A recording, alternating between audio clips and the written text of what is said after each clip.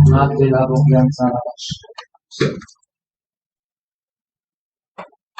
place sur ta Bible.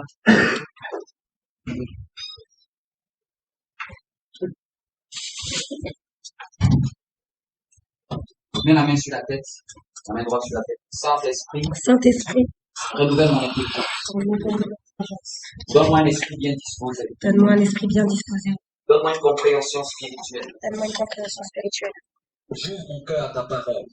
Cœur à ta parole. J'ouvre mon cœur à ta parole. Cœur à ta parole. Que mes pensées soient touchées par toi. Que mes pensées soient touchées par toi. Transforme-moi ce matin. Transforme-moi ce matin. Libère-moi ce matin. Libère-moi ce matin. Révèle-toi à moi ce matin. Révèle-toi à moi ce matin. Change quelque chose dans ma vie ce matin. Fais-moi du bien ce matin. Fais-moi du bien ce matin. Visite-moi ce matin. Visite-moi ce matin. Touche-moi par ton esprit. Touche-moi par ton esprit. Touche-moi par ton esprit. Touche-moi par ton esprit. Touche-moi par ton esprit. S'il y avait un esprit impur qui rôdait autour de ma vie, qu'il soit chassé maintenant. S'il y avait un esprit impur autour de mes pensées, qu'il soit chassé maintenant. Sois chassé maintenant. S'il y avait un esprit impur S'il y avait un esprit impur qui désirait m'influencer, qui désirait m'influencer, qu'il soit chassé maintenant. qu'il soit chassé maintenant. Au nom de Jésus. Au nom de Jésus-Christ de Nazareth. Amen. Amen. Je vais donner quelques annonces. Importantes. Là, ton voisin, quand tu viens à l'église, viens avec quelque chose de quoi noter.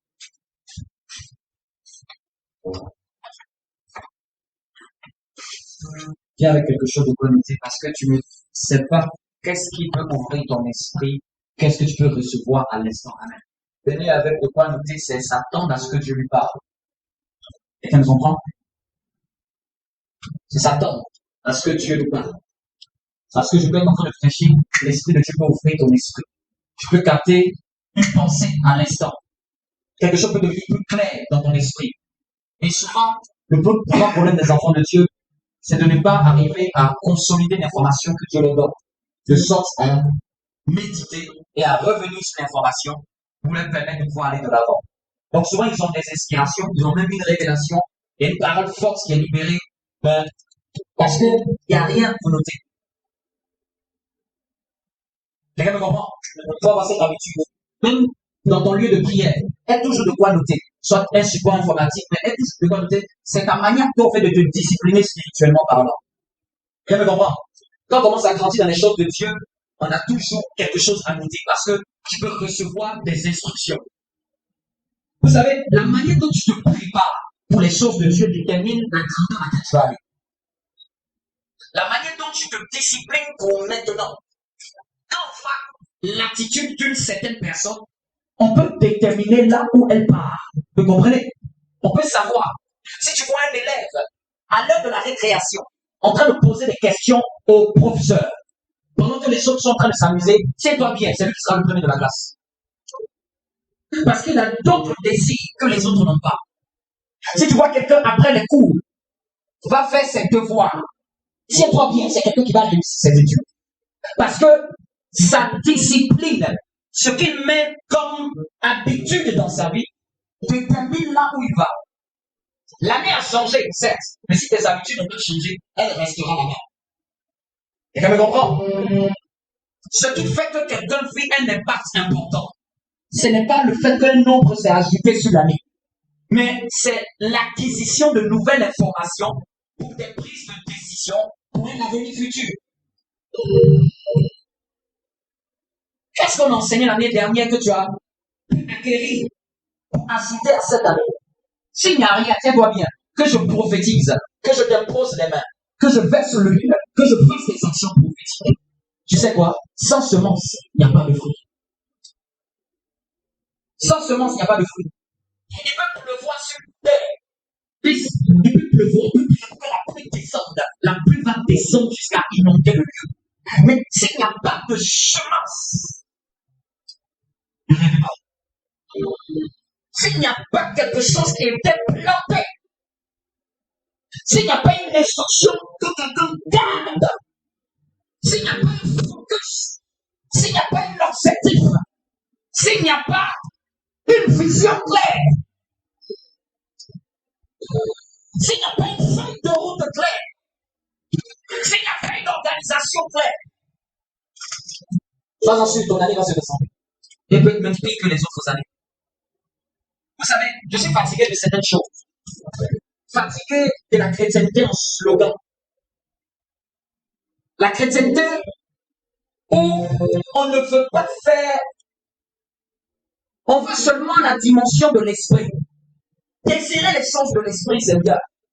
Mais maintenant, comment j'équilibre les choses de l'esprit avec les choses qui doivent attendre moi mon travail?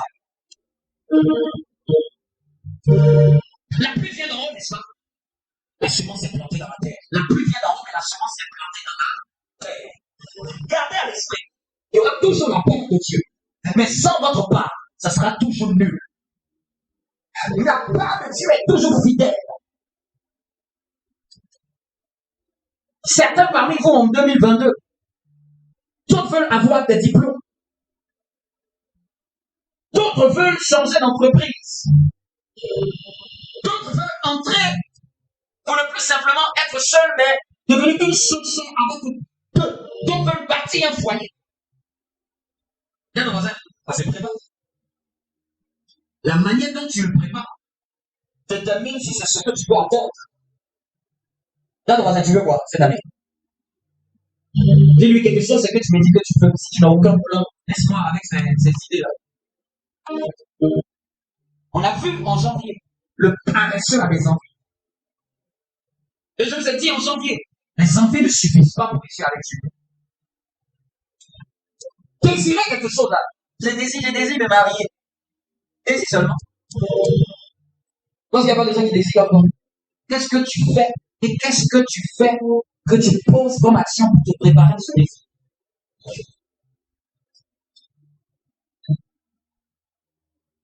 Est-ce que tu comprends?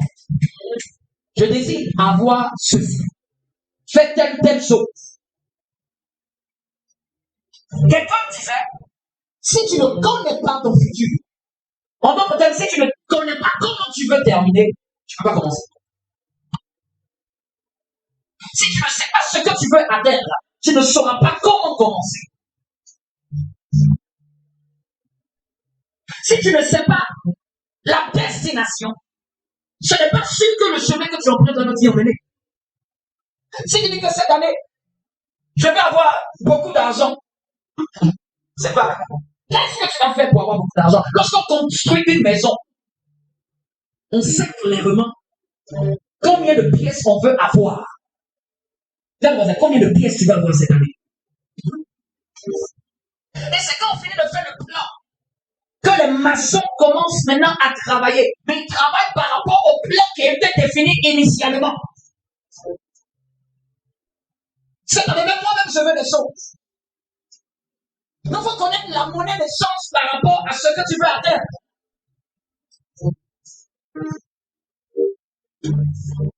Dis-moi un bon amen. La première annonce, à partir du 1er mars, nous allons faire 21 jours de prière et de jeûne. Amen. Dis-moi un bon amen. 21 jours de prière et de jeûne. Et ce sera une habitude que l'Église va garder. Amen. Ce sera un temps que nous allons bâtir un hôtel d'adoration à l'Éternel. Et nous allons nous réunir en ligne chaque soir pendant 45 minutes. Et que 45 minutes dans 24 heures, ce n'est rien. D'accord, ça, ce n'est rien. Dieu prend 45 minutes. D'accord, ça, ce n'est rien. Amen. Ça sera de 22h à 22h45. Tous les soirs à partir du 1er mars. Je dis bien, tous les soirs. Tiens ton voisin, paye le prix.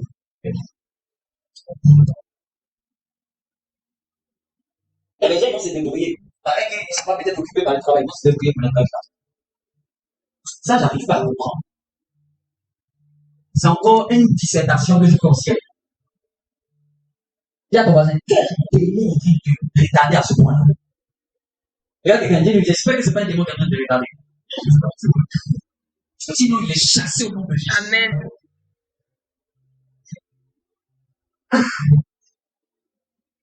On fait sortir de votre corps la paresse. on a vu par rapport aux ennemis rattachés à ma destinée en janvier. On a vu la paresse, on avait quel autre ennemi qui se rappelle, pour voir un peu qui se rappelle. Parce que le but, c'est pas simplement que je vienne prêcher. Le but, est-ce que tu sais qu'est-ce qui a été attendu de ta part comme message en janvier? On a vu la paresse, on a vu quel autre ennemi? La distraction. On avait vu quoi d'autre encore? Parce que si ta mémoire ne se rappelle pas, il te sera difficile de vivre le fruit d'un message. Vous savez, quelque chose que tu ne maîtrises pas, tu ne peux pas le faire. Quelque chose que tu ne révises pas, tu ne peux pas le maîtriser. Quand c'est des études, on parle de révision. Révision, c'est quoi? Revenir sur ce qui a été visé. Le professeur a fait le cours. Et on parle maintenant de révision. C'est-à-dire de revoir. Donc, quand quelqu'un est en train de réviser, ce n'est pas parce qu'il est bête, mais c'est pour intégrer une information qui est nouvelle. C'est pour intégrer une nouvelle capacité. C'est pour intégrer en lui de nouvelles données par rapport aux épreuves auxquelles il va faire face. Si on a l'épreuve de physique en terminale S, il va falloir réviser les cours de physique de la terminale S. En d'autres termes, il va falloir revenir sur ce qui a été dit pendant le cours. Il va falloir revenir sur les exercices. Il va falloir revenir sur les méthodes, les solutions qui ont été données. Si quelqu'un se demandait comment je peux méditer, je vous donne un grand moyen. Quand vous êtes jeune dans la foi, méditez ce qu'on appelle la méditation de révision. La méditation de révision, c'est de réviser ce qui a été enseigné par le pasteur. C'est de revenir sur les versets qui ont été donnés. C'est de revenir sur à décortiquer le message. Parce que j'ai pressé peut-être en 45 minutes, 1 heure. Mais tiens-toi bien, tu n'as retenu que quelques esprits d'information. Mon message est plus qu'un agencement de mots. Mon message est un esprit qui doit être transféré. Mon message est un esprit qui doit te posséder. On n'est pas possédé par l'esprit d'un message. Dans la mesure à laquelle on ouvre son cœur pour le recevoir. Dans la mesure de la profondeur de ses révisions personnelles. Le cours est donné par le professeur, mais la révision est faite par les élèves. Et les questions sont posées par les élèves lors de la révision au professeur. Un chrétien qui n'apprend pas à poser des questions à son pasteur par rapport à ce qui a été enseigné, c'est sûr qu'il y a de nouvelles connaissances qu'il n'aura pas.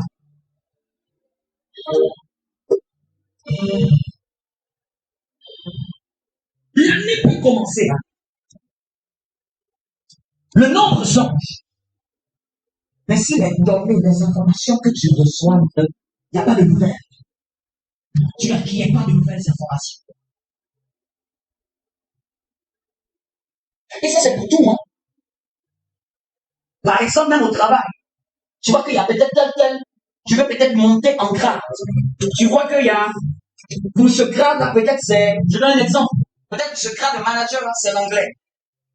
Même si je t'impose les mains ici, il n'y aura jamais ce grade. Tu sais ce que je vais mettre? Après que je t'ai imposé les mains pour dire que Dieu te positionne, parce que c'est la volonté de Dieu pour vous ne change pas. Comprenez? La volonté de Dieu, Dieu peut vouloir même 2022 que tu aies un poste de manager. Et puis ça peut rester dans l'esprit pendant des années. Parce que l'utopie des chrétiens, c'est de croire que quand Dieu veut quelque chose, ça veut dire que ça doit se faire dans ma vie. Quand tu as prophétisé quelque chose, ça veut dire qu'ils se disent que je dois croiser les bras et ça doit se faire. Quand une prophétie est relâchée, la responsabilité dépend de comment tu positionnes ton cœur face à cette prophétie. Quelqu'un me comprend? Dépend de maintenant comment tu prépares. Quel genre maintenant de d'application tu vas faire à ton niveau pour t'ajuster à la prophétie. Pour être dans le même sens que la prophétie. Pour que la prophétie rencontre ta vie. Mais tu vois, les chrétiens, ils notent. Bon. Je vous ai dit, il y a les prophéties qui s'accomplissent sans ta volonté. Ça s'appelle les prophéties décrées. C'est-à-dire que Dieu n'a pas besoin de ton consentement. Si Dieu dit qu'il y a guerre, il va y avoir guerre en Europe. Et c'est intégré. Faites tout ce que vous voulez. Priez, jeûnez. Ça ne changera jamais rien. C'est ce qu'on appelle les prophéties décrets. Et quand quelqu'un prophétise, s'il n'a pas dit sur ordre de l'Éternel, s'il n'a pas dit si c'est un décret, s'il n'a pas précisé que c'est un décret, c'est-à-dire que ce qui va le prophétiser, c'est une probabilité. Dans la statistique de Dieu, tu es le plus grand mathématicien. Mais quand il regarde ta vie, il se dit que si tu fais ça, il peut positionner ta grâce pour toi. Et maintenant, la prophétie de Dieu, c'est quoi? C'est le pronostic de Dieu par rapport à une vision. Et cette prophétie-là, qui n'est pas une prophétie décrite, je parle à quelqu'un ce matin. Je suis en train de parler à quelqu'un. Qui n'est pas une prophétie décrite là. Elle n'est pas obligée de s'accomplir. Est-ce qu'elle est chrétienne de savoir? Son accomplissement dépend aussi du cœur de la personne qui le reçoit.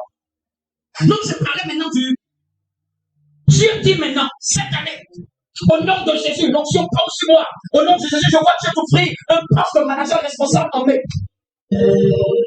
Tu dis Amen, yes, tu reçois. Maintenant, ce qui va faire la prophétie, tu vas te renseigner c'est quoi le poste de manager responsable. Et puis tu vas commencer à voir les compétences qui sont demandées. Et puis tu vois que par exemple, c'est l'anglais ou la finance qui te manque.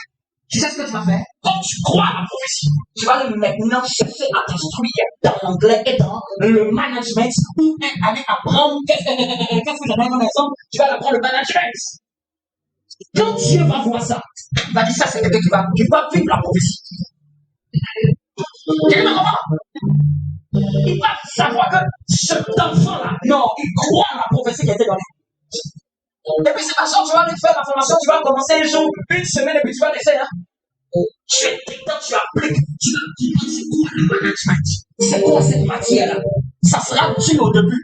Mais le mieux, c'est que les chrétiens ne savent pas. Nous ne sommes pas des païens, excusez-moi. Nous sommes des fils de Dieu. Les fils de Dieu n'ont pas l'onction sur eux pour trembler. Seulement, ils ont l'onction pour développer l'esprit de connaissance. C'est-à-dire que ton cerveau, à cause de l'esprit de Dieu, il peut acquérir une connaissance que tu n'avais pas. Tu te concentres sur le sujet. Tu ne le connais pas, mais tu sais que c'est indispensable pour toi pour pouvoir passer à un autre cas. Tu te concentres. Et puis même tu pries esprit de connaissance. Permets-moi d'acquérir cette donnée.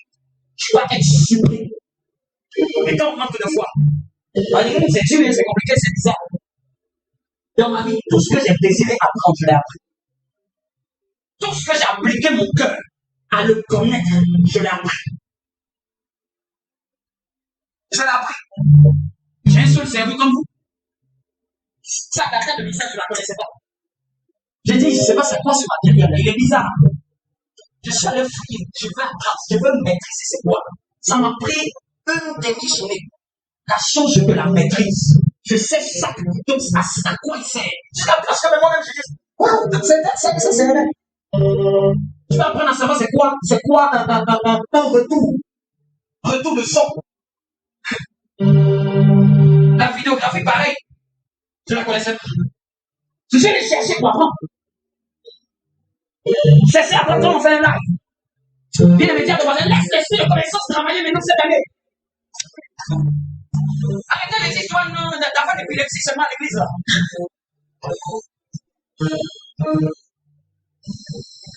Je te dis qu'est-ce qu'ils connaissent et puis moi je ne peux pas voir ça. Il n'a pas de tête. Il n'a pas 5 cerveaux. Laissez-moi vous dire, si tu vois quelqu'un à une position élevée, c'est qu'il applique des connaissances que tu n'as pas. C'est qu'il a une connaissance que tu n'as pas. Faut même pas rêver. Faut même pas penser que c'est juste par magie. C'est qu'il a quelque chose qu'il connaît que tu ne connais pas. Maintenant, l'humilité, c'est ça de chercher à connaître ce qu'il connaît. C'est ça maintenant le travail que tu vas te demander. Maintenant, quand la personne a étudié le management, a étudié maintenant l'anglais, maintenant, le Saint-Esprit dit maintenant, j'ai la plateforme de l'emploi pour pouvoir opérer cette profession. Ne pensez pas que vous allez vous enfermer seulement dans la chambre. Là-bas, il y a la boxe. On a bien prié la nuit, le vendredi, même 8 heures dans la présence de Dieu. La prière. Je vais vous expliquer ce que la prière fait. La prière se sert de ce que tu connais pour l'exposer, pour l'amplifier. Mais la prière ne te fait pas rien donner. La prière ne te fait pas connaître les choses.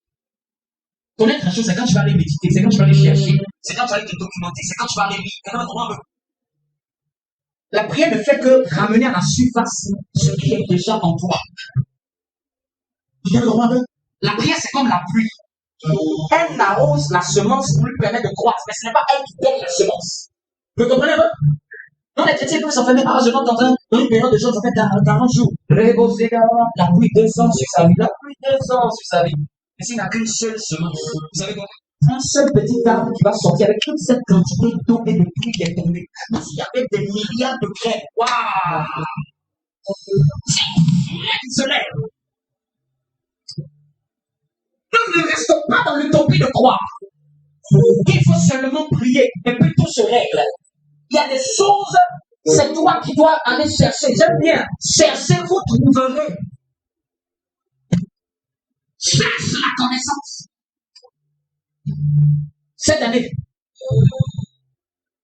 c'est 12 mois. Donne au moins pour objectif de lire au moins, d'étudier au moins 12 livres de la Bible. Et de lire au moins 12 livres dans des domaines qui t'attirent, qui ne sont pas forcément de l'œuvre de Dieu, mais dans des domaines qui te passionnent par rapport à tes objectifs.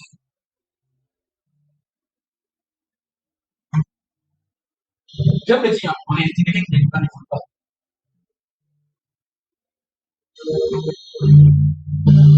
Quelqu'un qui ne lit pas, qui ne se documente pas, qui n'intègre pas de nouvelles informations, je sais où il va plus évoluer. Un homme qui est marié, il ne cherche plus à intégrer de nouvelles notions sur le mariage. Laissez le temps passer. Il y a des choses qu'il ne va pas pouvoir faire, des difficultés qu'il va rencontrer. Une fille qui veut se marier, un homme qui veut se marier, qui ne cherche pas à se documenter, à étudier, à lire, ou à observer même dans la Bible, les femmes qui sont mariées, qui ont gardé leur foyer. Je veux apprendre de terre. C'est ça, se préparer pour un objectif.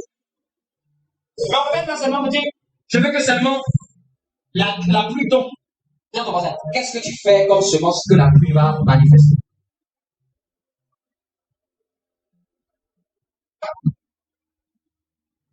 Est-ce que ça parle à quelqu'un? Je dois prêcher, mais il faut que je donne des conseils comme ça.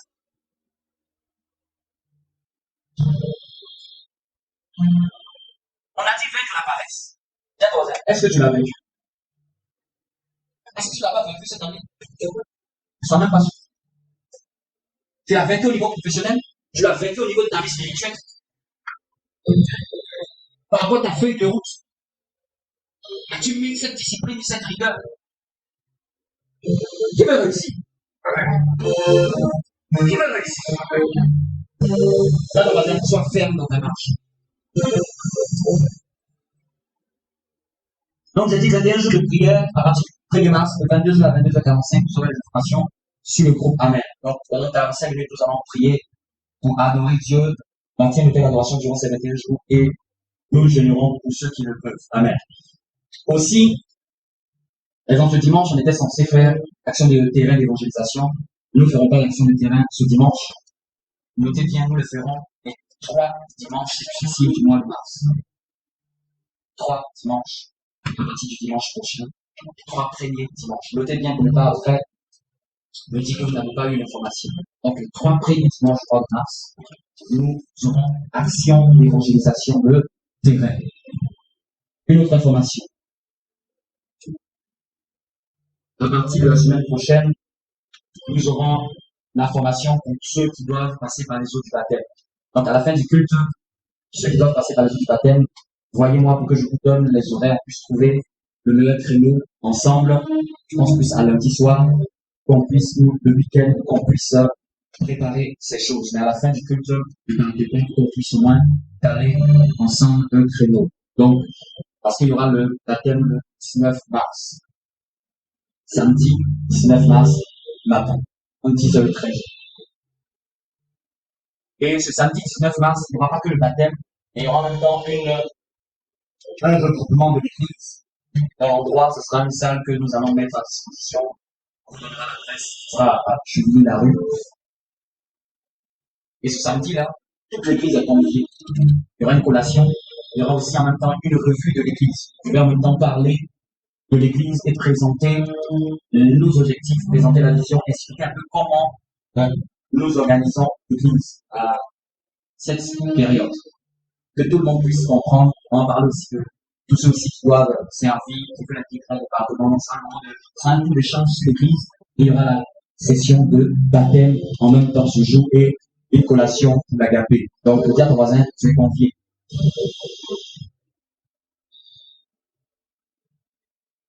Et aussi, la dernière information, nous aurons le 25 mars une grande veillée dénommée Nuit de tous les miracles. Dis avec moi, Nuit de tous les miracles. Donc, ce sera pour le mois de mars le lancement de ce programme et on attend beaucoup que chacun pourra être l'élément acteur pour pouvoir permettre que plusieurs personnes qui ont besoin d'une situation, qui sont dans des difficultés, puissent recevoir la prière, que ce soit dans d'autres pays, que ce soit en présentiel. Il y aura, je mettrai un mail à disposition. Toutes les personnes qui veulent recevoir la prière puissent envoyer leur sujet de prière. Donc, on priera pour tout type de cas, problèmes familiales, social, professionnel, marital, tous les types. Ce n'est pas un programme que je viens enseigner. C'est un programme où on vient prier pour tous les cas. Et attends-toi à la main de Dieu. On priera pour les malades, pour les difficultés, pour tous les cas. Dis avec moi, attends-toi à la main de Dieu. 5 semaines qui se laissent, avec la 4e semaine avec une équipe avec que je dois travailler pour ce programme.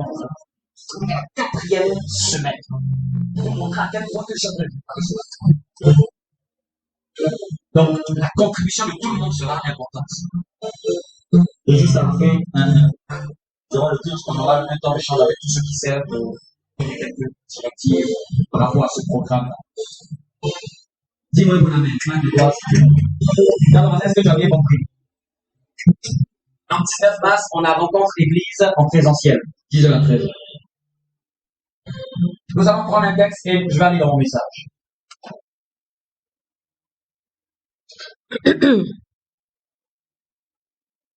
Moi, Elia.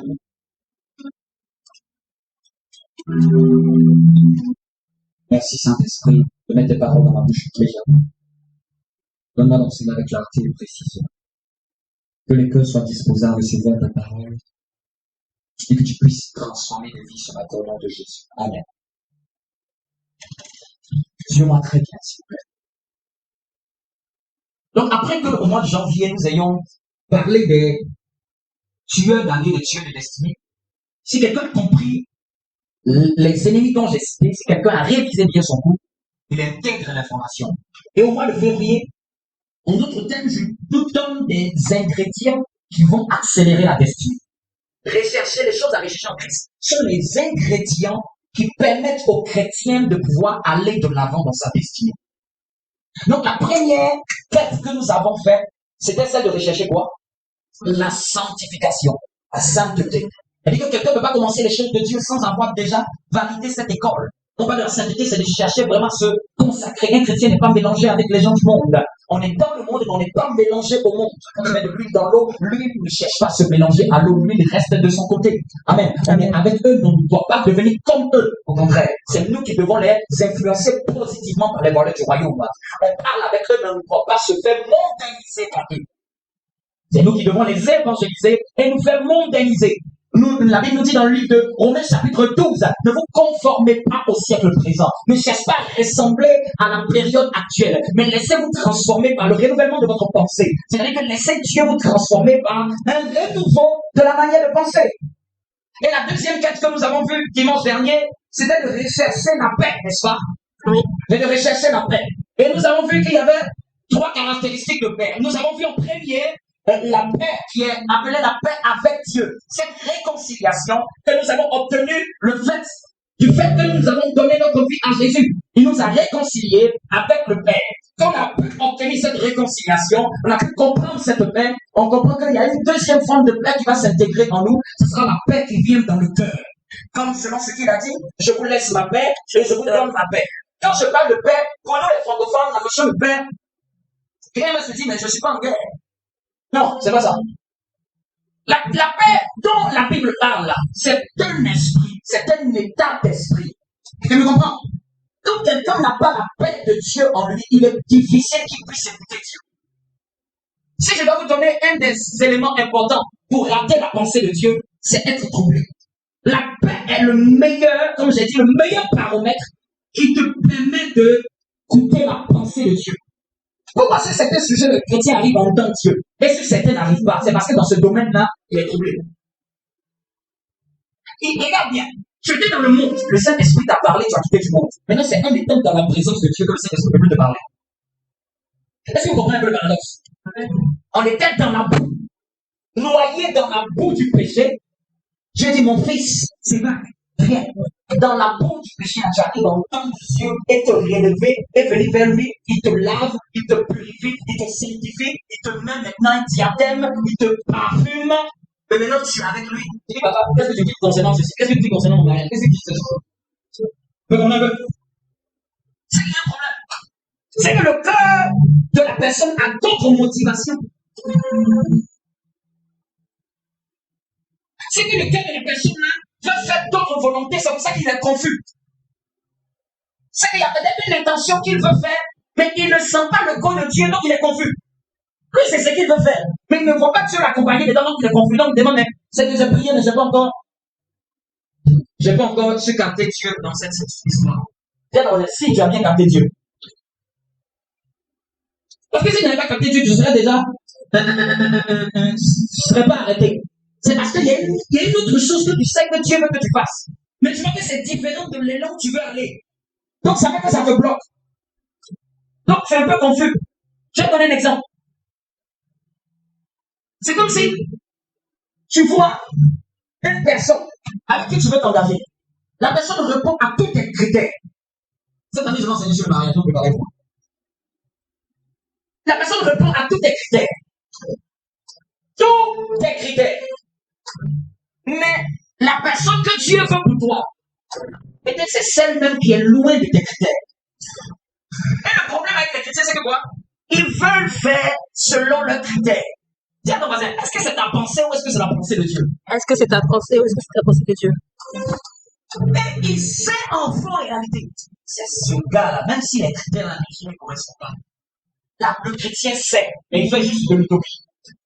Il veut juste se mettre une autre chose. Bien, mais toi, tu sors. Arrête de faire ça. Tu sais, c'est juste que ça, quand tu regardes toi avec toi, tes attentes là, ça ne rentre pas en fait de compte. Mais tu sais que c'est le bon gars. Au fond de toi, tu sais. Tu ne peux pas l'expliquer. Mais en fait, c'est juste ta volonté personnelle que tu n'as pas compris. Tu sais que c'est la bonne femme. C'est-à-dire, je vais vous dire quelque chose, c'est que ça vous choquer. Ce que Dieu va envoyer vers vous ne va jamais être forcément par rapport aux attentes. Ça peut arriver qu'à un moment ça peut être tes attentes, mais ne t'attends pas forcément que ça doit avoir l'emballage que toi tu veux avoir. Je te disais que l'emballage était dans mon esprit quand je voulais me marier. Tu te dis que si c'est celle que j'ai pris dans le ventre que tu rêves. Est-ce que l'emballage est biaisé? C'est que tu as l'esprit dans ta tête, mais biaisé par ton environnement. Par ce que tu as vu à la télé, par des mœurs. Tu veux pas d'un témoignage vrai? Je connais une sœur. Elle priait, elle me fatiguait la période là. Non, il faut que j'aille mon courage. Non, mais dans ma vie, il n'y a pas de quelque chose plus que ça. Non, elle savait qu'il y avait quelque chose que je devais libérer. À chaque fois qu'elle me fatiguait, elle est rentrée en prière, elle est rentrée en prière, elle est rentrée en prière. Et à chaque fois, quand Dieu emmène les animaux, Adam doit les nommer. Ils sont bien, mais il y a toujours un mais, la personne n'est pas trop chrétienne. Style, il est bien stylé, il a tout, Jean Sparky basketteur, il fait un peu du sport, il est mangeable, il a tout ce qui va avec, mais c'est le seul problème qu'il croit en Dieu. Mais ça fait à chaque fois sa déception. Et en échangeant avec elle, je lui ai dit, mais lui que je vois là, oui, c'est ce qu'elle a dit. Oh, lui là, il est trop lourd. Ok, elle a déjà un enfant avec. Ouais. Parce qu'il n'était pas dans ses critères. Il était là même, ne le voyait pas. Parce qu'il n'était pas dans ses critères. Non, ça veut dire qu'il passe, tu ne le vois même pas. Et heureusement qu'elle a pu écouter Dieu. Elle allait prier Dieu. Moi, je suggérais ça, parce qu'un pasteur n'est pas celui qui va donner les gens. Il peut te placer un peu le ballon. Et c'est toi qui t'as chuté. Amen. Et quand il te place le ballon, c'est vraiment quand tu as envie de jouer avec lui. Vous comprenez un peu le sens de ce que je dis? Et quand il te place le ballon, c'est vraiment quand tu as envie aussi qu'il te place le ballon. Sinon, il te laisse courir et marquer toi-même ton but. Si ça a raté, ça a raté. Quelqu'un me comprend? Mais ce qui est bien, c'est qu'elle a prié Dieu. Elle a senti que ces attentes-là étaient pas sur de bonnes bases. Lui qu'elle négligeait, il était chrétien. C'était son meilleur ami. Imagine, son meilleur ami. Mais elle n'a jamais pensé que je veux me marier avec lui. Mais c'est qu'elle a commencé à prier et elle avait fui de sa propre volonté. Elle a su discerner que le choix de Dieu était beaucoup plus vers lui. Donc, malgré que c'est pas tout ce qu'elle voulait attendre, elle a su dire non pas ma volonté, mais la volonté de Dieu. Quelqu'un me comprend? Je sais pas si vous pouvez parler de ça, mais tout en fait, comme quelqu'un dit, quand on parle de ça, c'est qu'il y a son client. C'est vrai. C'est son client. Et c'est bien, c'est pour aider, c'est pour aider. Non, mais cette année-là, tu peux. Dis à ton voisin, regarde bien devant toi. Tu vas regarder, tu donnes ça de l'espace, regarde bien devant toi. Ça va pas forcément un package qui n'a pas forcément, qui va même pas t'attirer. Mais c'est à l'intérieur que Dieu a mis la plus belle grâce. Amen. Je vous le dis, ce que je dis là, c'est très sérieux. C'est ce qui fait que beaucoup de chrétiens ratent. Donc, quand tu es même dans ces choix-là, ce qui fait que la personne n'arrive pas à se décider, c'est parce que la personne sait qu'est-ce qu'elle doit choisir, mais elle ne veut pas choisir ce que Dieu met dans son cœur, elle veut faire son autre choix.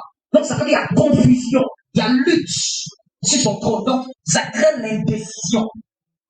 Ça crée l'indécision, ça pousse à ne pas que la personne puisse se décider. Ce qu'elle veut ne correspond pas à tous les critères de ce qu'elle veut. Et du coup, ce qu'elle ne veut pas, c'est ce qui correspond. Donc, du coup, ça lutte. Là, comment ça va bien écouter? C'est juste que tu fais semblant. Donc, la paix du cœur, c'est très important.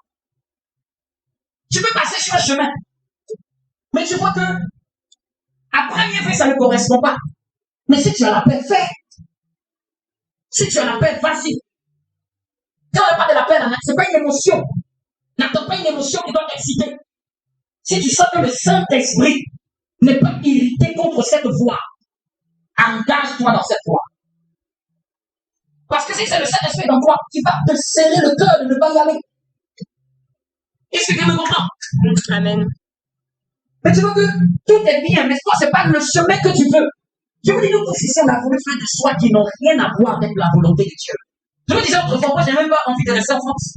Moi, c'est des choix, je vais étudier au Canada, ou soit je vais étudier au Luxembourg. Ça, c'est moi, mes choix. C'est le choix de Dieu. Ça, c'est toi, tes choix. J'ai envie de faire ceci, j'ai envie de faire cela, j'ai envie de faire ceci. C'est bien de planifier. Mais la véritable spiritualité, c'est apprendre à dire non pas ma volonté, mais la volonté de Dieu. Tu seras heureux et heureuse avec la volonté de Dieu, et au lieu d'être malheureux, malheureuse avec ta volonté. Même si tout paraît bien. On a le témoignage. Je sais pas pourquoi je dis un truc de cette histoire-là vient dans mon esprit. On a le témoignage d'une sœur. Elle est venue voir le pasteur. Elle dit, Seigneur, ça c'est notre l'ange Gabriel. Ça c'est l'ange Gabriel, ça. Non. Ça c'est pas un ange. Ça c'est un ange. C'est qu'elle dit à son pasteur. Ça c'est pas un ange. J'ai connu des hommes. Mais lui, c'est un ange. On dit en fait que c'est ça, quoi. Non, il y a des mecs qui ont pris le temps de manger. Oui, tout ça. Ça c'est un ange. Je te dis que c'est un ange. Il y a une divorce. Relation prise. Et encore quelqu'un d'autre encore.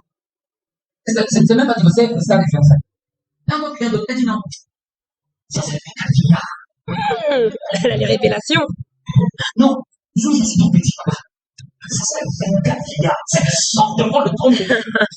Il est plus mature, il est plus mûr. C'est pas comme le jeune là qui était là. Il n'était pas encore bien mûr. Deuxième fois encore. Relation politique. Non. Et elle devient encore avec le devant son pasteur. Ça, c'est la vision de ça. Vous savez, tout ça, ça arrive à vous de quoi? C'est quand tes choix sont biaisés. Tes attentes ne sont pas les attentes de Dieu. Tu es plutôt parce qu'il frappe l'apparence. Tu me comprends? Et même sans qu'on s'attende aussi. Juste que lui a dit, c'est peut-être toi qui dois avoir un problème de démon. Parce que tout ce que tu te donnes là, c'est des vertus célestes. Et c'est toi seul qui as cassé 3 fois la relation avec 3 personnes différentes. C'est toi dont on va prier d'imposer les mains. Et vous comprenez? Est-ce que tu comprends? Amen. Aujourd'hui, je vais parler au cœur de quelqu'un. Je vais parler au cœur de quelqu'un ce matin. Est-ce que je peux parler à ton cœur? Parce que souvent, quand je suis dans l'high level, là, souvent, tu ne me suis pas. Je vais descendre un peu sur le tarmac pour parler à ton cœur. Dis avec moi, pasteur, parle à mon cœur ce matin. Dis encore, parle à mon cœur ce matin. Parle à mon cœur ce matin. Donc, la source de la paix est très importante, la paix du cœur. Ça s'entretient. Et il y a un verset de la Bible qui dit, garde ton cœur plus que toute autre chose. Fais attention à ce qui entre dans ton cœur. Fais attention à ce qui va pénétrer ton cœur, l'information que tu vas méditer. Parce que ça peut tuer la paix de Dieu qui est à l'intérieur de toi. Dieu dit, garde, c'est-à-dire veille. Sois sur tes gants. Ne laisse pas une information venir polluer ton âme.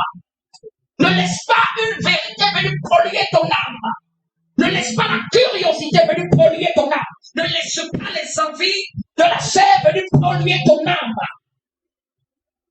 Je peux te dire un conseil. Si tu sais qu'il y a une personne qui fait qu'à chaque fois, elle tue la paix qui est en toi, garde-la loin de toi, mais pas près. Tu me comprends un peu?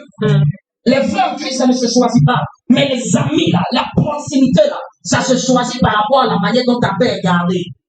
Amen. Donc tu peux dire, reste un peu là, tu peux la caler un peu devant, mais pas dans ton intimité, quoi. Vous me comprenez? C'est pas dit de ne pas lui parler, mais vous me comprenez? Mais un peu, vous me comprenez?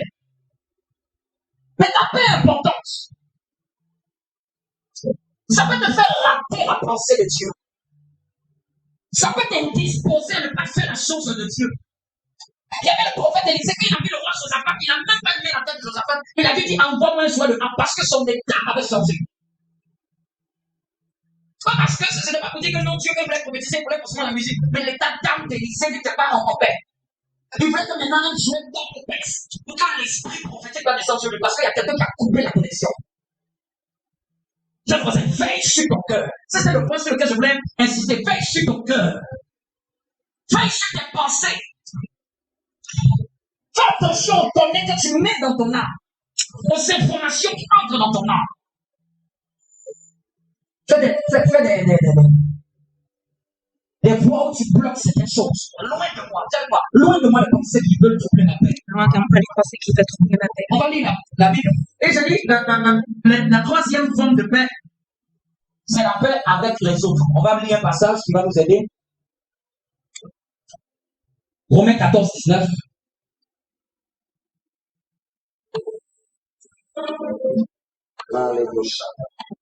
Non, pas Romains 14, 19. Je vais vous donner un autre.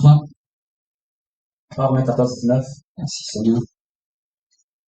Romains 12, pardon. Romains 12, 18. On va prendre 3 passages. Ça va être comme sous-bassement. Et puis on va gagner du temps. Romains 12, 18. Marc 9, 50. 2 Corinthiens 13, 11. Je vais lire la parole rapide.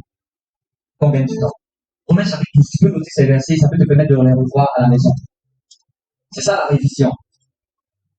On court ici avec le temps, mais tu peux à la maison, tu as le temps calmement de venir revoir les versets. Romains 12, 18, Marc 9, 50, 2 Corinthiens 13, verset 11. Je lis le premier verset, Romains 12, 18. S'il est possible, autant que cela dépend de vous, soyez en paix avec tous les hommes.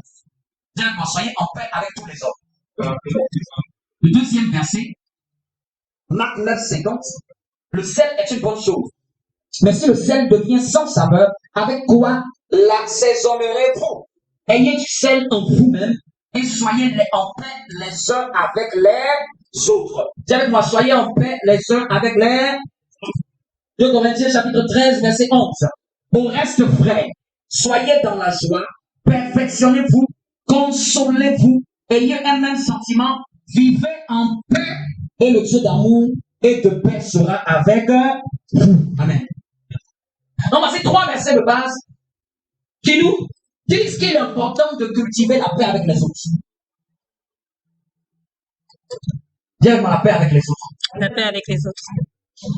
La paix avec Dieu, la paix avec Tika, la paix horizontale avec les autres. La paix avec les autres, en quoi est-ce que la Bible est exigeante à ce point?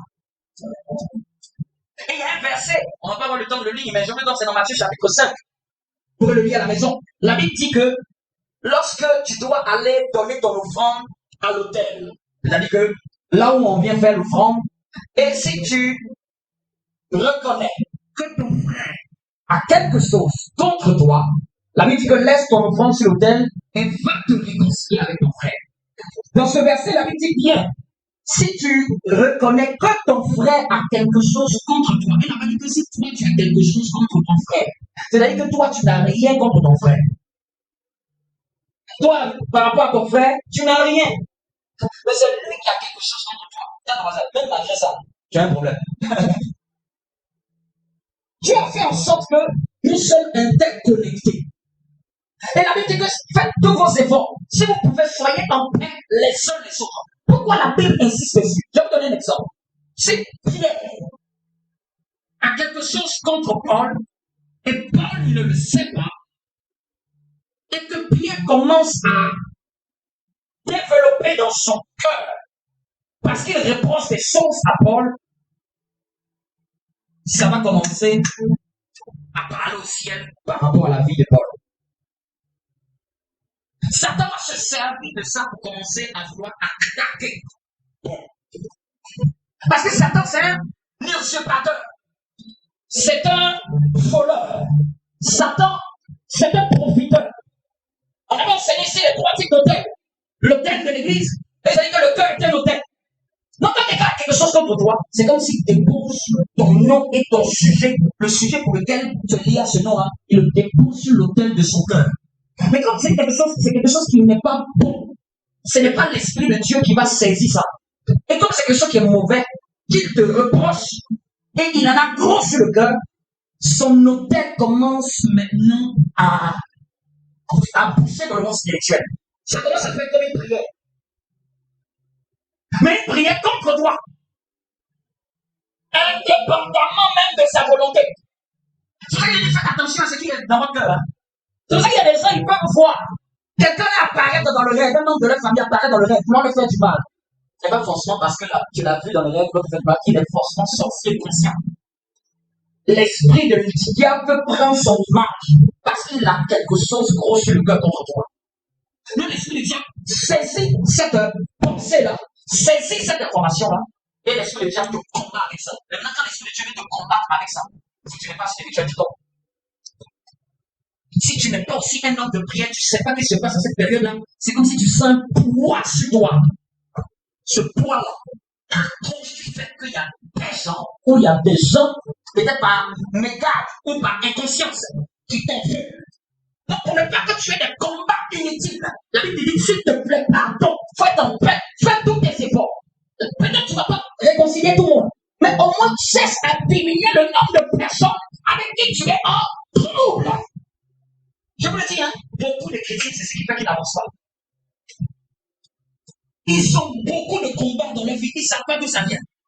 Maman les en veut, papa les en veut, petite soeur les en veut, grande soeur les en veut, la tante au village les en veut. Tout ça pour toi seul. Mais tu as prié, hein?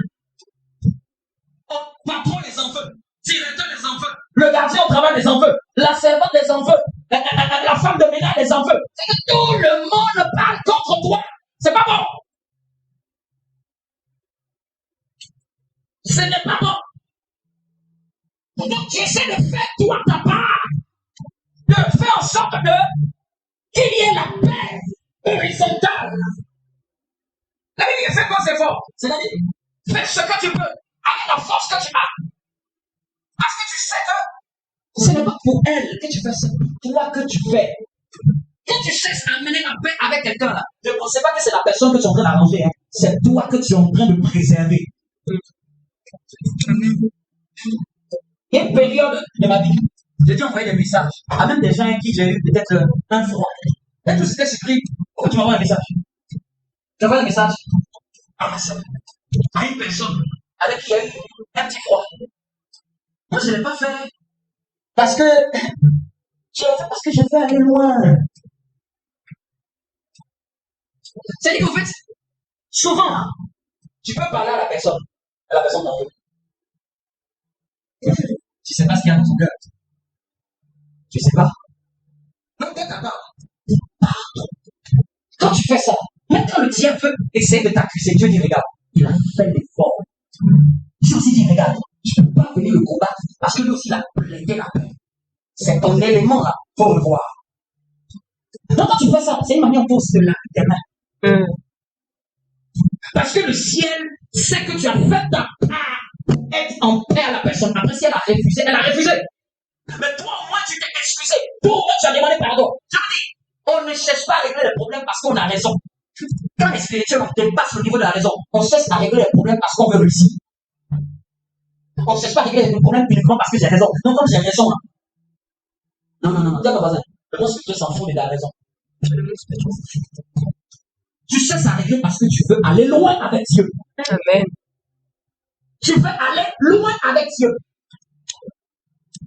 Je prends le cas de David. David était un roi, n'est-ce pas? Ça a pris de nombreuses années pour qu'il s'assied sur le trône.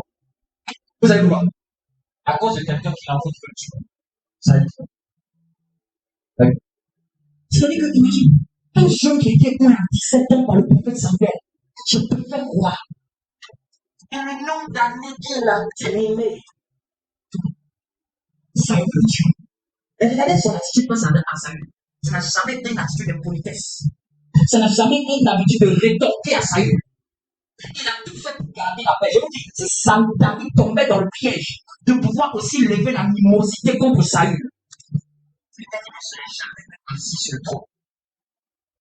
Quand Dieu vous destine à quelque chose, ne pensez pas que c'est suffisant. Dieu l'a un roi, mais il n'est pas assis sur le trône royal. Il y a quelqu'un d'autre qui est assis et qui veut le tuer. Expliquez-moi ça. Comment toi tu es celui qui est un roi? Ça l'a pris des années. Quelqu'un par jalousie veut le tuer. Quelqu'un par mépris veut le tuer. Mais regarde son attitude. C'est au roi qui est éternellement. Mais quand le roi est mort, il a dit comment un roi est tombé. Vous savez, c'est des telles attitudes qu'en fait Dieu a dit à David, tu es l'homme selon mon cœur. Moi, j'ai jamais vu un cœur comme ça. Quelqu'un veut te tuer, quelqu'un veut ton mal. Mais par autorité, par respect, tu ne le méprises pas. Tu ne l'insultes pas. Tu ne l'insultes pas. Parce que tu as du respect que Dieu l'a utilisé un certain moment. Tu ne le dénigres pas. Tu ne prends pas ta position pour dire que bon, il subisse comme il est joué. David est arrivé même près de Saül. Il a coupé le temps de sa robe. Et puis Saül, regarde, tu vois, s'il veut te tuer, je vais te tuer. Quel cœur, David! Si quelqu'un se demande pourquoi c'était un roi particulier, c'était un roi qui avait un cœur que je cherche encore à méditer, mais c'est quel cœur ça? Un cœur selon Dieu. Il a vécu le cœur du Nouveau Testament dans l'Ancien. C'est dans le Nouveau on dit aimez vos ennemis. Dans l'Ancien on dit aide pour aide, temps pour temps. Même dans le Nouveau, on te jette sur la joue droite. La Bible dit qu'il ne rétorque pas. C'est la marque des grands, hein? La paix avec l'air. La paix avec l'air. Regarde dans ta famille. Regarde dans ton entourage. Après ce message, cherche à réparer si tu sais que tu discernes quelqu'un à garder une mauvaise pensée à ton égard concernant quelque chose qui s'est passé. Ou à quelque chose contre toi. Et ce qui est méchant, c'est quand la personne a quelque chose contre toi, elle te le dit pas. C'est comme si elle élève un hôtel négatif contre toi. C'est pour ta survie. Je ne te demande pas d'être naïf ou d'être ami avec tout le monde. C'est pas ce que je te demande. La Bible n'a pas dit soyez ami avec tout le monde. Elle dit soyez en paix avec les autres. Parce que souvent on parle de la paix, les autres parce que ça veut dire que je dois être ami de tout le monde, le naïf, tout le monde va rentrer chez moi dans ma maison, manger dans ma maison, comme la Bible a dit soyez en paix. Non, c'est pas ça. Être en paix là, c'est-à-dire qu'il n'y ait rien entre toi et lui, qui est de l'animosité qui habite entre toi et lui. Pourquoi lorsque cet homme va aller déposer son offrande, je lui dis laisse ton offrande, va te réconcilier à son frère. Pourquoi? Parce que ça peut bloquer des barrières. Oui. Pourquoi tu ne demandes pas faire ton offrande et va te réconcilier? Tu dis laisse ton offrande là d'abord, va te réconcilier. Parce que ça peut bloquer les prières de celui qui le fait. Ça fait que la personne fait beaucoup d'efforts. pour obtenir le même résultat. Bien aimé, quand tu vas atteindre un certain degré d'humilité, tu sais que c'est toi qui as raison, mais c'est toi qui t'abaisse. Parce que l'élévation, selon Dieu, c'est celui qui apprend à se dresser, même quand il a raison. Celui qui n'est pas prêt à monter en grade avec Dieu. C'est Dieu qui est ta vengeance, c'est pas toi. Vous savez, quand vous faites ça, quand vous-même voulez régler vos propres choses, vous êtes en train de dire à Dieu, ne sois pas la vengeance. Il dit, à moi la vengeance, à moi la rétribution. C'est que c'est Dieu qui doit lui-même traiter tes ennemis, et non toi. Quelqu'un, tu n'as rien fait, tu as fait du tort, c'est pas grave. Cherche, demande-lui pardon, tu vas voir ce que tu vas faire. Je vous dis, mieux vaut être dans la main d'un être humain qui te fait du mal. Et si Dieu te récupère, je te récupérer là maintenant. Demandez à David. Quand Dieu a récupéré David face à l'erreur qu'il a fait en ayant l'adultère avec Bathsheba, Dieu l'a fait sortir de son trône. Dieu l'a emmené à l'exil. Dieu a fait en sorte que même Absalom couche avec toutes ses femmes, prenne la royauté pour humilier David. Je t'aime David, mais ça tu vas le payer. L'homme selon le cœur de Dieu, regardez comment Dieu le traite. Quand Dieu te récupère, laissez Dieu se venger. Nous les chrétiens, nous ne nous vengeons pas. C'est à Dieu la vengeance. C'est Dieu qui doit lui-même répondre à nos ennemis. Les ennemis en auront dans notre marche. Mais ce n'est pas à nous de les lancer les pierres. Ce n'est pas à nous de chercher à nous faire justice. On va dire, Seigneur, bénis le temps, Seigneur, bénis le Dieu. Hey, tu peux me donner ce gars-là. Tu es en train de me le donner que je le récupère. Quand il dit bénis le, c'est comme si je me décharge maintenant que c'est Dieu qui s'en occupe. C'est ce qu'il dit, quand il bénissait là. C'est qu'il est en train de dire que maintenant cette histoire est entre les mains de Dieu. Maintenant c'est toi qui fais tes défenses. Ah, moi j'ai raison, moi j'ai raison, mon cher. Tu j'enlève mes histoires dans ton affaire. Et puis les coups que tu vas prendre, tu vas les prendre très bien. Les combats que ça va te coûter très bien. À cause de ton orgueil de vouloir régler ça toi-même. À cause du fait que tu ne veux pas te calmer et tu veux toi-même te faire justice. Nous les chrétiens, nous ne nous faisons pas nous-mêmes justice. Et c'est parce que nous ne nous faisons pas justice qu'on va croire en amour. On a un Dieu qui est rédempteur, je vous dis. Tous un enfant de Dieu qui marche selon Dieu, tu vas voir. Dieu peut éradiquer une génération à point seul. Est-ce que vous connaissez Dieu quand lui doit traiter nos ennemis? C'est toi qui vas demander pardon, Seigneur. Pardon, ne lui fais pas de mal. Tu vas pitié à sa place. On n'a pas besoin de se faire justice. Souvent, c'est nous qui avons raison. Mais laisse la justice à Dieu. Toi, c'est ça être ton père. Focalise-toi sur ta vie. Focalise-toi sur ta destinée. Ne te laisse pas distraire par ce qui est autour. Ça va te retarder.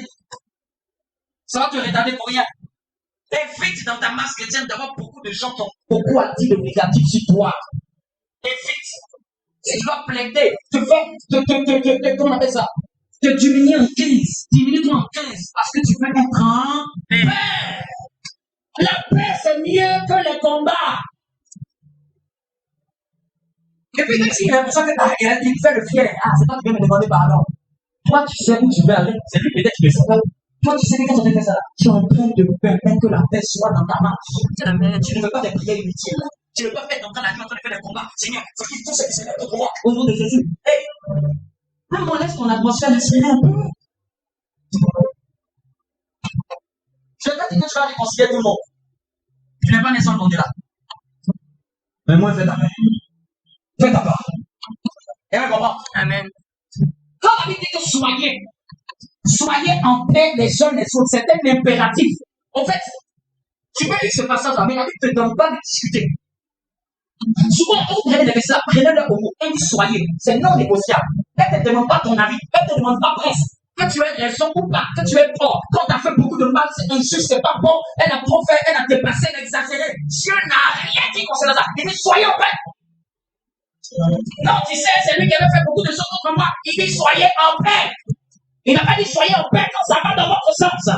Il n'a pas dit soyez en paix quand ça vous arrange. Il n'a pas dit soyez en paix quand c'est toi qui détiens le monopole. Il a dit soyez en paix quelles que soient les circonstances. Quelqu'un me dit un bon amen.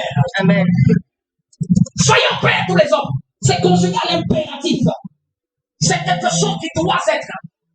Ce n'est pas une recommandation, c'est un commandement. Ce n'est pas mon avis, moi je crois que, tu vois Seigneur, parce que tu vois ce qu'elle avait dit, ce qu'il avait dit, ce qu'il avait fait, il a manqué mon estime personnelle, il m'a manqué de respect, même si c'est personne, Dieu t'a dit, soyez en paix avec les hommes. Donc tu sais, mon papa, ma maman, elle avait fait ceci, elle a exagéré, elle a dépassé les bornes, on ne fait pas ça à une personne, on ne fait pas ça à un homme. Il dit, soyez en paix avec les hommes. Donc, tu sais, mon patron, il exagère, il a fait ceci, mon chef, c'est lui qui doit être même maudit, c'est lui que Dieu va frapper, c'est lui qui avait dit, soyez en paix avec les hommes. Dis-moi un bon amen. Amen. Je vous donne les ingrédients qui font que quelqu'un avance vite. Ton atmosphère est très importante pour les choses qui doivent sortir.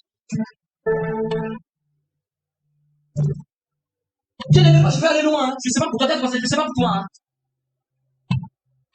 Même quand je sais que la personne a tort, je demande pardon. Dans ma vie, il y a des coups à combattre. Il y a des coups quand tu reçois ça. Non, ça fait mal. Il y a un coup que j'ai vécu une période là. Je dis, mais comment est-ce qu'on peut faire ça? Vous savez ce qu'elle dit? Si j'ai fait quelque chose pour que tu puisses faire ça. Oui, c'est ça la marque des grands. Je ne cherche pas à me justifier, je ne cherche même pas à demander raison. Et puis méfiez-vous, surtout quand vous avez quelqu'un qui a une grade d'autorité. Là, vous êtes Dieu. Là, c'est à vous de vous plier en 1 milliard. C'est ton papa, par exemple. C'est ta maman, par exemple. C'est peut-être dans les parents. Donc, dis, seulement pardon pour tout ce que j'ai fait. Peut-être même à la place, sur le corps, parce qu'on va le mettre, toi, c'est ta manière à toi de mettre la paix. Vous comprenez un peu? Peut-être j'ai dû. Tu dis, mais pardon, pourquoi? Souvent, quand tu demandes pardon, c'est pas parce qu'il y a quelque chose maintenant. C'est parce que c'est à cause d'un historique. D'une liste historique d'événements. Qui ont surchargé le cœur de la personne qui a fait que ça crée une atmosphère. Ce n'est plus devenu comme avant. Les coups sont noirs, les trahisons sont noirs. Je t'ai dit, ton dos là, il faut bien le préparer. Vous ne préparez pas ton dos. Prépare ton dos. Qu'il soit bien large, parce qu'on va le poignarder. Là, tu ne pas Jésus, c'est toi qui vas le poignarder. Même Jésus, je suis dans la parole. Celui qui mange avec moi va lever le talon contre moi. La Bible dit armez-vous de la pensée de souffrir. Ça va dire d'être maso. Mais c'est-à-dire qu'il faut préparer ton cœur à toutes les éventualités. Prépare ton cœur à ce que quelqu'un puisse t'abandonner. Prépare ton cœur à ce qu'on puisse dire des choses contre toi, malgré que tu n'es pas concerné par ça. Prépare ton cœur qu'on te critique. Prépare ton cœur. Surtout ceux qui sont censés diriger les gens, on les critiquera toujours. Si c'est toi qui aimes pas ce que tu gères les gens, on les critiquera. On va toujours trouver que tu fais pas ceci, que tu fasses bien, tu fasses pas bien. Il y a toujours quelqu'un qui va trouver quelque chose à redire. C'est la vie, c'est comme ça. Maintenant, si tu dois prendre gros sur le cœur à cause de ça, tu ne vas pas aller loin. Tu écoutes, ça ne te plaît pas, jette le CD et avance. Tu écoutes, si ça te remet en cause, travaille ce qui a travaillé et avance. Ton meilleur ami peut te poignarder. Même les membres de ta famille peuvent t'abandonner. Au moment où tu as plus besoin d'eux, tu peux être surpris au fait quoi. Prépare-toi à toutes les éventualités. Prépare-toi au moment où tu as plus besoin d'un frère, d'une seule personne n'est pas là. Prépare-toi à ça. Prépare-toi à ça. Et quand tu as une attente élevée sur la vie, sur les hommes, c'est là que tu es déçu. Je me dis, même moi, votre pasteur, je ne suis pas votre Dieu. Hein? Si tu me remplaces avec Dieu, tu vas avoir la déception, mais très grande. Et puis moi, je dis, c'est bien fait pour toi. Moi, je t'apprends Dieu, c'est moi que tu veux prendre pour remplacer Dieu. C'est que tu ne fais pas ce que j'ai dit, mais c'est moi que tu prends comme ton fan, ton idole. Tu peux m'apprécier, tu peux m'aimer, tu peux me motiver, tu peux me challenger, mais je ne vais jamais remplacer la place de Dieu. Les hommes sont ce qu'ils sont. Prends les qualités et les défauts, laisse tomber. Si tu regardes les défauts, tu ne vas jamais rien faire. Si tu regardes les imperfections, tu ne vas jamais rien faire. Même moi, qui suis mon pasteur, vous pensez que je ne vois pas chaque défectuosité qui est peut-être en vous. Mais je vous prêche la parole toujours avec soi. Je ne dis pas le roseau. Parce que je sais, je regarde toujours. Quand je vous regarde, si je dois regarder vos imperfections, il y a longtemps, j'ai chasser à côté de moi. Mais quand je vous regarde, je vois le bon truc à l'intérieur, c'est ça. Donc je peux réprimander, je peux cadrer, je peux dire certaines choses pour que les défauts puissent s'aplanir. Et je crois en la bonne graine qui est dans vous. Non, il n'y a pas les défauts d'une personne. Et puis j'ouvre une brèche. Quand tu veux entrer dans une relation avec une personne, rassure-toi de connaître ses défauts. Sinon, ça va te faire défaut. Amen. Je dis, rassure-toi de connaître ses... Parce que les gens sont surpris dans le mariage. Je ne savais pas que tu avais ça. C'est vrai que tu étais naïf. Là, tu as vu que c'est non, il y a des beaux yeux, il y a des beaux cheveux.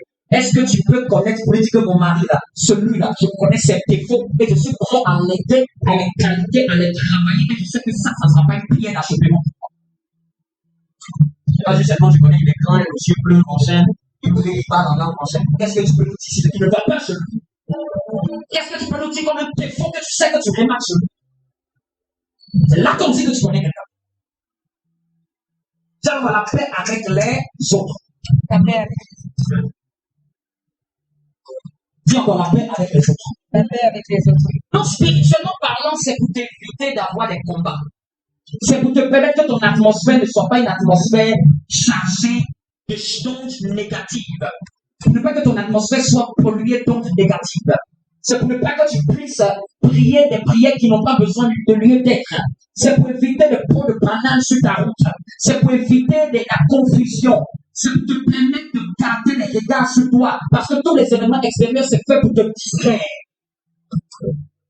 L'histoire qui s'est passée avec les bergers de Lot. À un moment, Lot et Abraham ont prospéré dans la même maison. Mais la Bible dit que les bergers de Lot se sont bagarrés avec les bergers d'Abraham. C'était une distraction pour que Lot quitte Abraham. La preuve, dis-moi, comment tu peux quitter quelqu'un et puis, depuis le jour que tu as quitté, la vie ne va bien. Il quitte Abraham, il va à Sodome et Gomorrhe, la partie verdoyante. Qu'est-ce qui se passe? Le roi vient et enlève lui, sa femme, ses enfants et ses pieds. C'est Abraham qui va combattre jusqu'à ramener l'autre. Deuxième fois, c'est le jugement maintenant sur Sodome à les anges. C'est Abraham qui intercède, qui dit que même s'il y a un seul juste, à cause d'Abraham, le juste là, qui est l'autre là, sort. Ça fait 2 fois. On dit de ne pas vous retourner, mais dans ta famille, là, ta femme se retourne. Elle devient un statut de sel. C'est quelle malédiction ça? On dit que ça se termine comme ça. Tes filles n'ont pas trouvé d'homme. C'est avec toi qu'elles vont coucher pour avoir des enfants. Et elle avait de l'autre. C'est venu de quoi? Une histoire qui s'est passée avec Abraham. Vous savez comment il peut gérer ça? Abraham, jamais pas fait ça. Il y a des gens qui quittent pas. Il y a des gens qui quittent dans ta vie, ça ne change rien. Il y a des gens qui quittent dans ta vie. Tu ne le retrouves jamais parce que c'était une personne qui n'avait jamais décidé. L'homme devait demander pardon, devait se mettre à genoux. T'as pas Abraham. Non, celui-même qui a fait la bagarre avec les gars. Qui dégage. Il y a des gens qui ne vont pas permettre.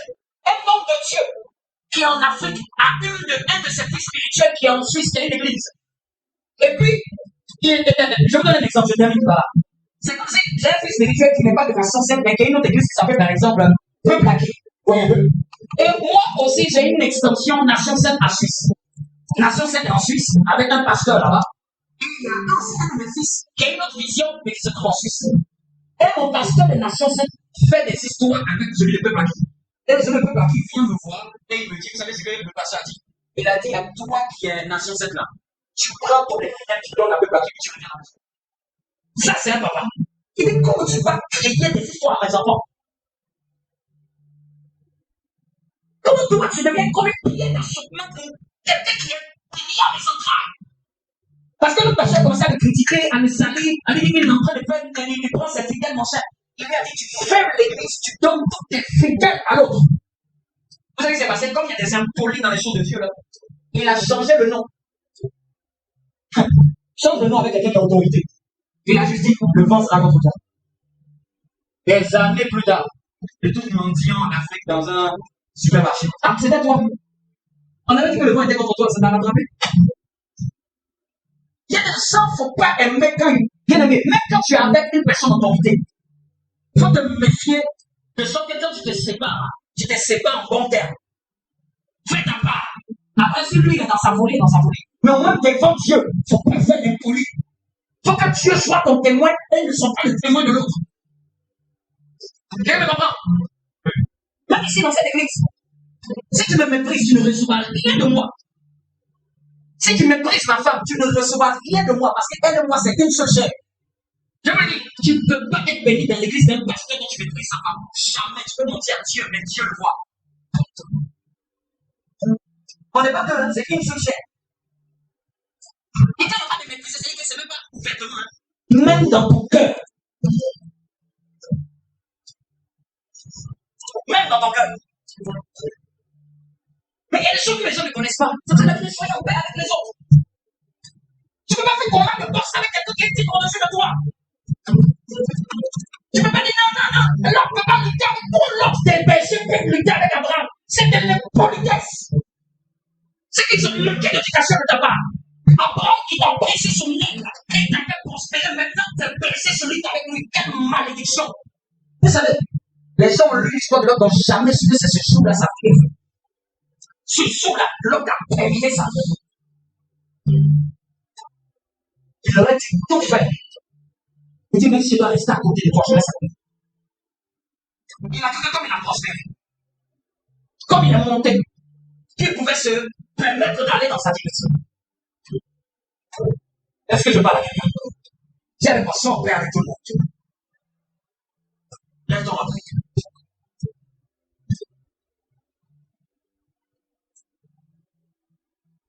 Donc, je vais vous donner des exemples, parce que souvent, ce n'est pas des exemples qu'on arrive à bien comprendre. Faut pas être fou, faut pas être folle. Ah, moi, je m'en fous, c'est que s'ils veulent les gens, je m'en fous. Je m'en fous, les gens s'ils veulent, je m'en fous. Dans tous les cas, moi, j'ai raison, je m'en fous, je m'en fous. Le monde spirituel ne bouge pas simplement, je m'en fous. Hein.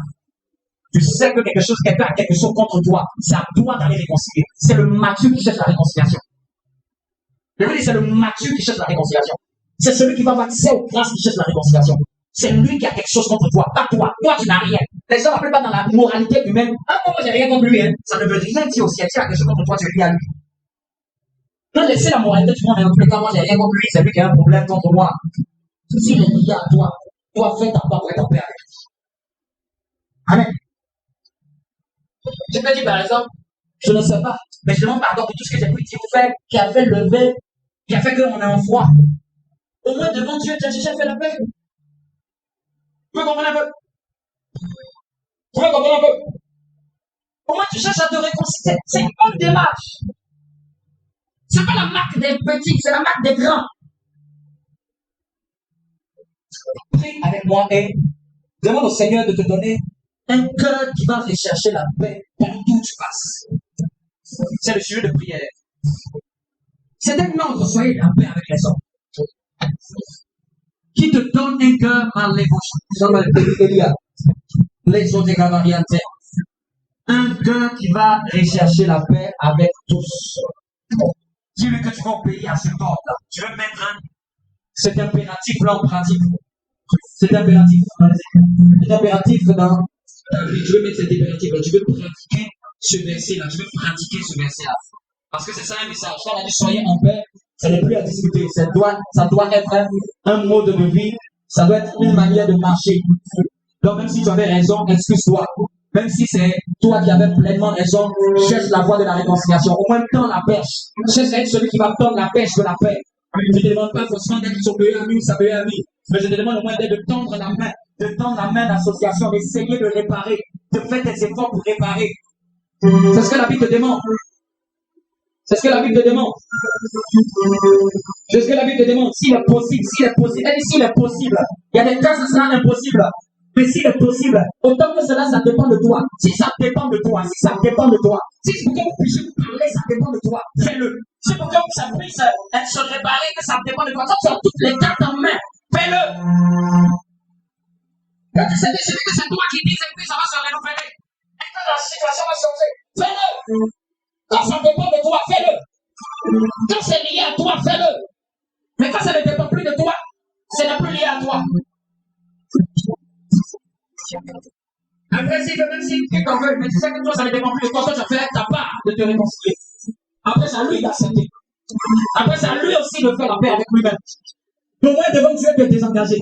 Au moins, devant Dieu, même Pilate, il a lavé sa main pour dire, je ne suis pas dans cette histoire avec Jésus. L'histoire voulait crucifier Jésus, là, je ne veux pas avoir de problème avec lui. Je ne veux pas avoir de jugement. Le signe de laver ses mains, là, c'est le signe de la paix. Je lave mes mains dans cette histoire. Prie. Je me donne encore une minute. Je te donnerai un cœur qui va désirer la paix. Désirer la paix. Désirer la réconciliation. Ne sois pas trop dur de cœur. Ne sois pas trop dur de cœur. Trop dur de cœur. Tu es quelqu'un, tu es trop dur de cœur. Et à cause de cela, tout le monde dans ton entourage sait que tu es trop dur de cœur. La plupart du temps, quand quelqu'un t'a déçu, tu ne lui pardonnes pas. Quand quelqu'un t'a déçu, pour toi, c'est comme si il est blacklisté, il est rayé. Mais l'Esprit de Dieu me dit, cherche au moins à ne pas être trop dur de cœur. La plupart du temps, tu ne veux même pas le voir dans ton atmosphère.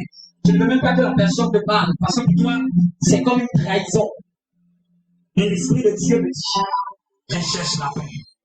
Recherche la paix. Recherche la paix. Recherche la paix. Recherche la paix. Certains parmi vous, vous devez vous tourner vers les membres de votre famille avec qui vous savez que depuis une certaine période, il y a du froid à cause des historiques. Recherche la paix. Recherche la paix. Tu sais que la personne te reproche toujours cette chose. Toujours. Elle t'en fait pour cette chose qu'elle te dit ouvertement. Recherche la paix. Recherche la paix. Si cela dépend de toi. Si cela dépend de toi. Si cela dépend de toi. Recherche la paix. Recherche la paix. Bien, Seigneur, donne-moi de rechercher la paix. Donne-moi de rechercher la paix. Recherche la paix. Dans ton travail, recherche la paix. Avec tes collègues de travail, recherche la paix. Avec les personnes avec qui ça ne passe pas au travail, recherche la paix. Même si elle est sans caractère, recherche la paix.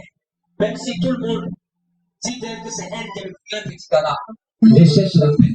C'est la marque de la grandeur. C'est la marque de la grandeur. Recherche la paix. Même quand c'est toi qui as raison. Recherche la paix. Même quand c'est toi qui as tort. Recherche la paix. Même quand c'est toi, oh oui, qui a été accusé.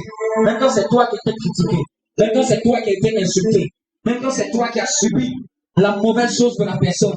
Recherche la paix. Même quand c'est toi qui a été traité injustement. Recherche la paix.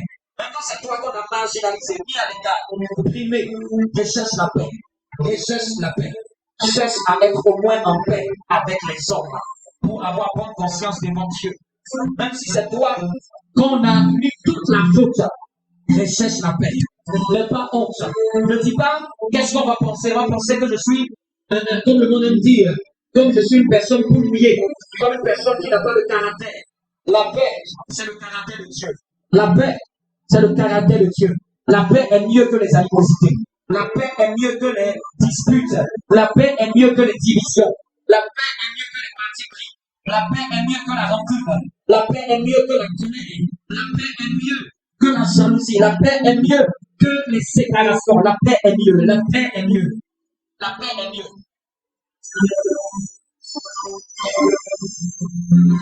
Merci Jésus. Merci Jésus. Soyez en paix avec les hommes. Quelqu'un me dit le bon avis. Soyez en paix avec les hommes. Soyez en paix avec tous les hommes. Soyez en paix avec tous les hommes. Je dis soyez en paix avec tous les hommes. Merci. Tu vas préparer ce que tu veux en temps de paix. Si toi qui as fait un virement, que ce soit par sur le compte de l'église, ou ton dixième, tu peux aussi avancer. Toi qui as ton dixième, toi qui veux le faire de manière électronique, tu peux le faire de manière électronique. Nous avons le lien PayPal. Tu peux le demander à la communication. Élève ce que tu vas apporter au Seigneur. Lève ce que tu vas apporter au Seigneur.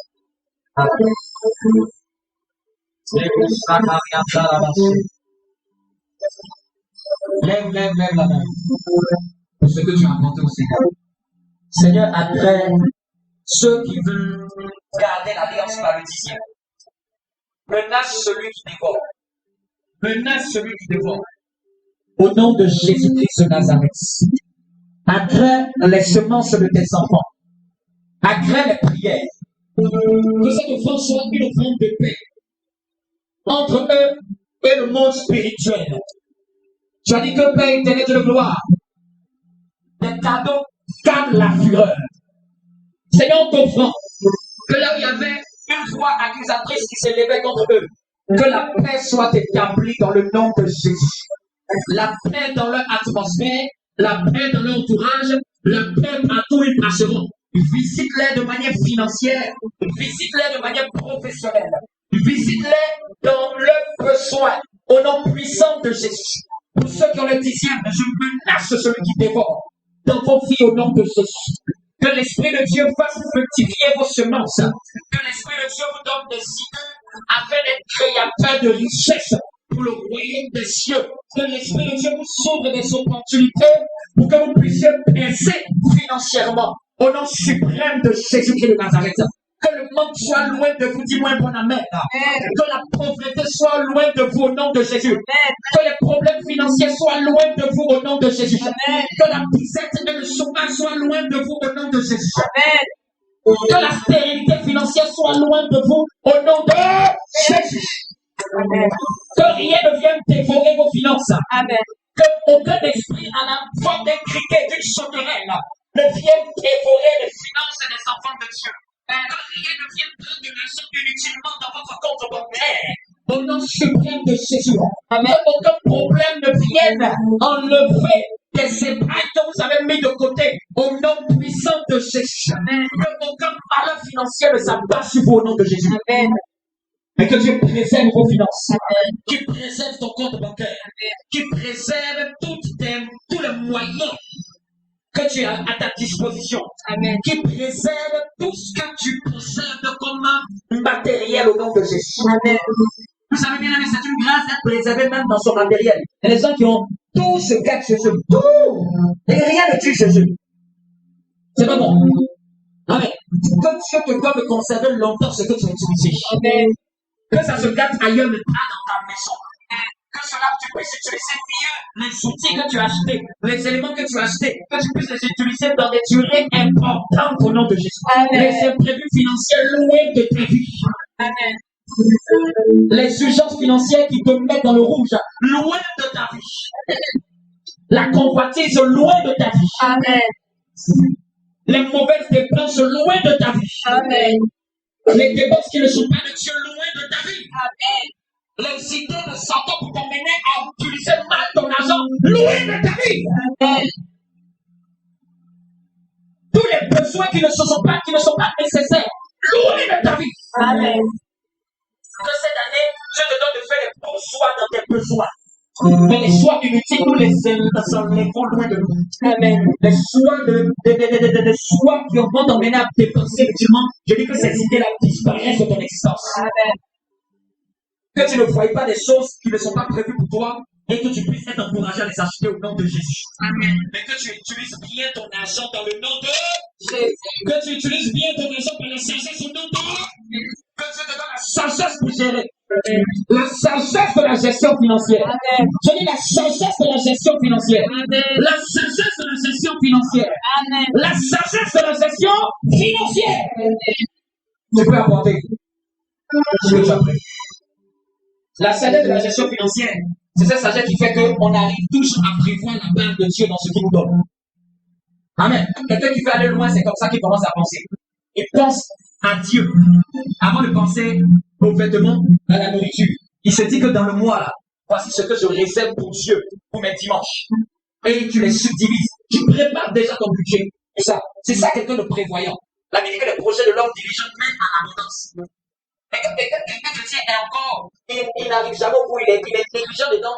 Il ne dit pas à Dieu que Dieu peut l'emmener encore de l'argent financièrement avec. Moi, à chaque période d'année, je me décide toujours, je dis bon, cette année-là, je vais augmenter un peu la qualité de mes offrandes.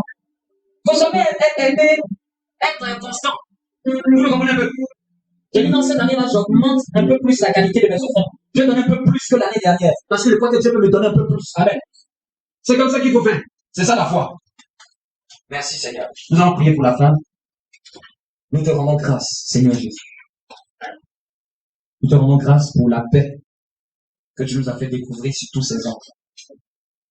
que tes enfants ne soient plus troublés dans les choix importants de leur vie. Et là, vous avez besoin de réponses. Mets ta paix.